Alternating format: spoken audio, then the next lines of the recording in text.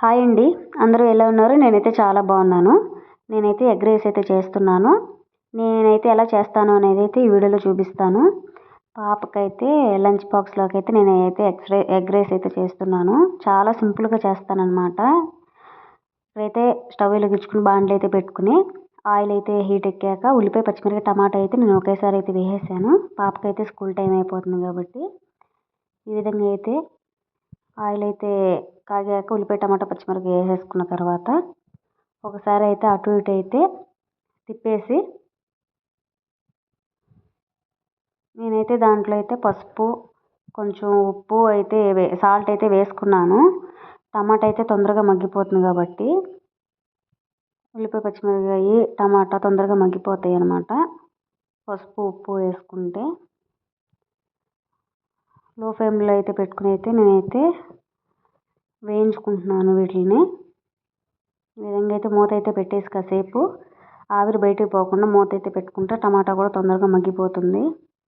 ఈ విధంగా అయితే కొంచెం అయితే మగ్గింది టమాటా, ఉల్లిపాయ, పచ్చిమిరపకాయ అయితే మగ్గిపోయినాయి బాగా.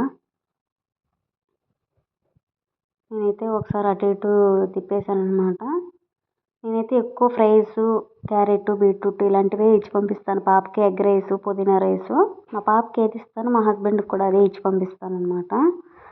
నేనైతే ఉల్లిపాయ, పచ్చిమిరపకాయ, టమాటా కొంచెం మగ్గిపోయిన తర్వాత దీంట్లో అయితే సరిపడా కారం అయితే వేసుకున్నాను.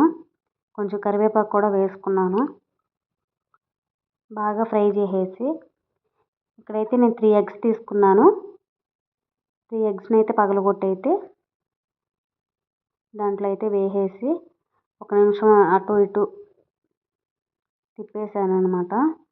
ఈ విధంగా బాగా కింద అడుగంటకుండా తిప్పాలి. నీసు వాసన అంతా పోవాలి కదా, బాగా కింద అడుగండి మాడిపోకుండా అయితే బాగా తిప్పాలి. ఈ విధంగా అయితే తిప్పిన తర్వాత నేనైతే చూడండి బాగా వేగిపోయింది. కోడిగుడ్డు పొరుటు మాదిరిగా అయితే వచ్చేసింది. నేనైతే దీంట్లో రైస్ అయితే వేసుకునేసాను. ఉడికించి అయితే చల్లార్చి పక్కన పెట్టుకున్నాను అన్నము. అదైతే వేసి బాగా అయితే అన్నానికి ఆ ఎగ్ బాగా కలిసేలాగా తిప్పుకునేసి నేనైతే ఫస్ట్లో కొంచెం వేసాను సాల్టు.